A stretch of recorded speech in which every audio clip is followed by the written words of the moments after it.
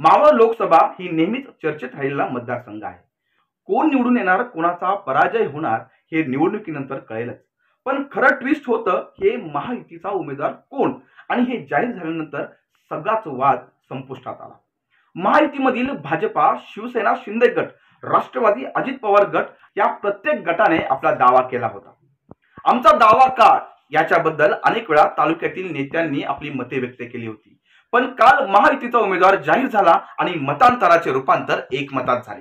नमस्कार, मी प्रफुल्ल ओव्हाळ आणि आपण पाहतात सह्याद्री वार्ता.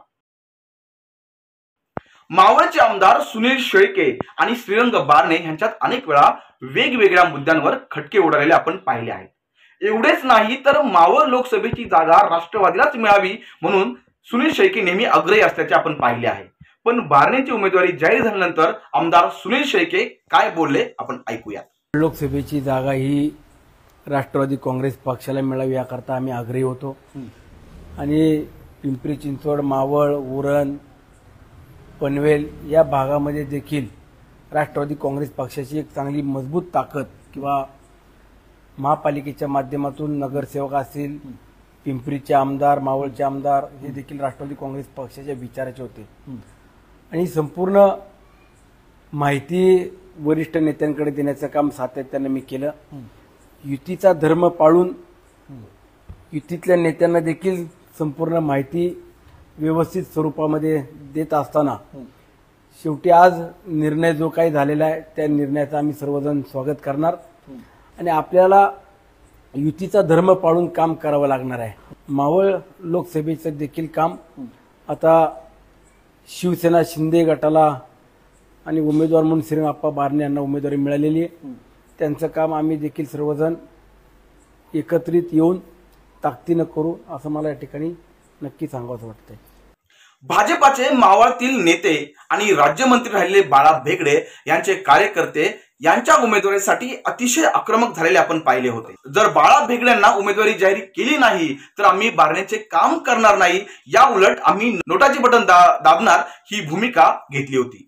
पण उमेदवारी जाहीर झाल्यानंतर बाळा भेगडे नेमके काय म्हटले आपण पाहूयात. आणि लोकसभा प्रवास योजनेच्या माध्यमातून राज्यात प्रवास करत असताना स्वाभाविक हे मावळ लोकसभा मतदारसंघातील आमच्या पक्षाच्या कार्यकर्त्यांनी मोठ्या प्रमाणात उमेदवारी मिळावी म्हणून त्या ठिकाणी मागणी केली होती. परंतु महायुतीचा धर्म म्हणून या ठिकाणी खासदार श्रीरंगाप्पा बारणे यांची उमेदवारी जाहीर झालेली आहे आणि आम्ही त्या ठिकाणी सगळेजण एकत्र येऊन युतीचं काम करण्याचं या ठिकाणी निश्चित पुढच्या काळात काम करणार आहोत.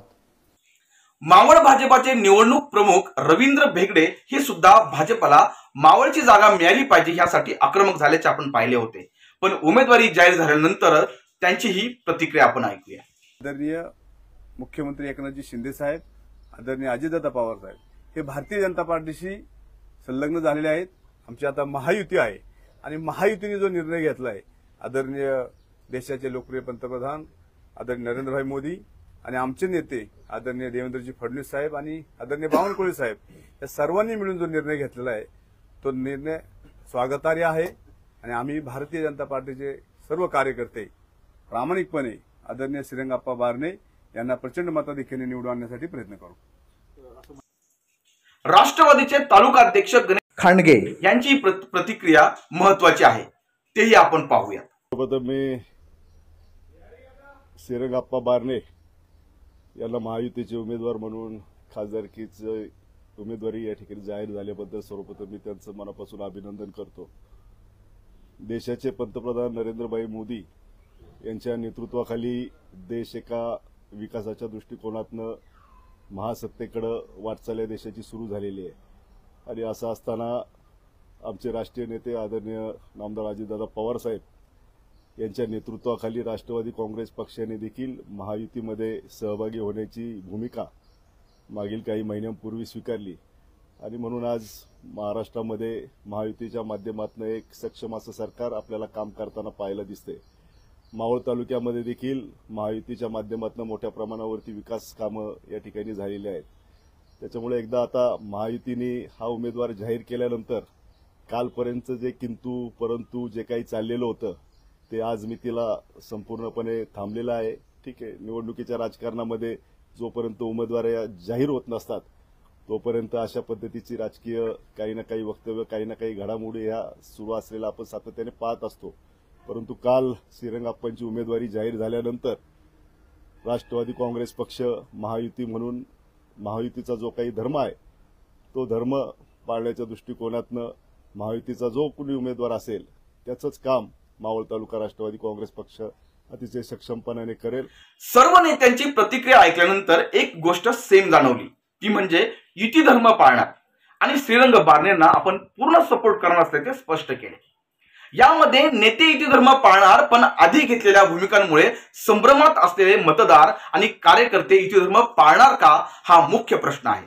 तुम्हाला काय वाटतं हे कमेंट बॉक्समध्ये कमेंट करून नक्की कळवा. व्हिडिओ आवडल्यास लाईक करा, शेअर करा आणि चॅनलला सबस्क्राईब करायला विसरू नका. धन्यवाद.